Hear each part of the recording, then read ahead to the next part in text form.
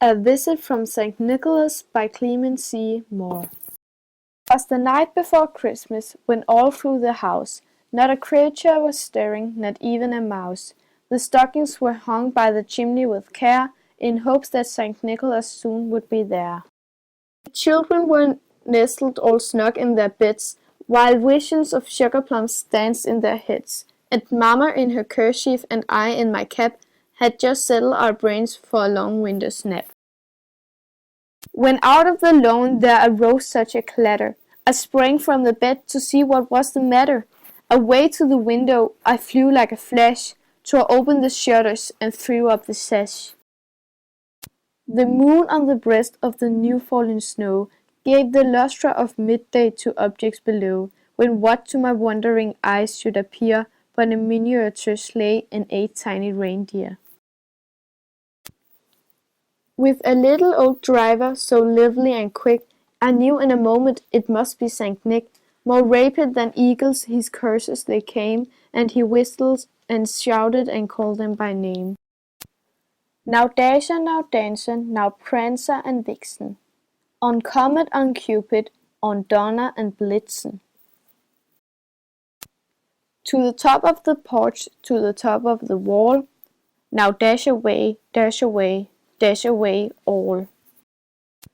As dry leaves that before the wild hurricane fly, when they meet with an obstacle mount to the sky. So up to the housetop the coursers they flew, with a sleigh full of toys and St. Nicholas too. And then in a twinkling I heard on the roof the prancing and pawing of each little hoof. As I drew in my head and was turning around, down the chimney St. Nicholas came with a bound. He was dressed all in fur from his head to his foot, and his clothes were all tarnished with ashes and soot. A bundle of toys he had flung on his back, and he looked like a peddler just opening his pack.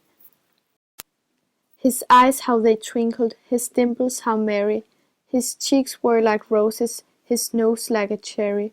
His droll little mouth was drawn up like a bow, and the bird of his chin was as white as the snow. The stump of a pipe he held tight in his teeth, and the smoke it encircled his head like a wreath. He had a broad face and a little round belly that shook when he laughed like a ball full of jelly. He was chubby and plump, a right jolly old elf, and I laughed when I saw him in spite of myself. A wink of his eye and a twist of his head soon gave me to know I had nothing to dread.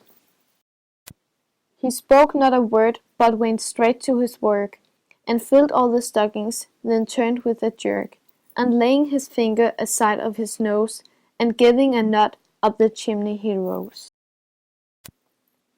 He sprang to his sleigh, to his team gave a whistle, and away they all flew, like the down of a thistle. But I heard him exclaim ere he drove out of sight, "Happy Christmas to all, and to all a good night." Created using Powtoon.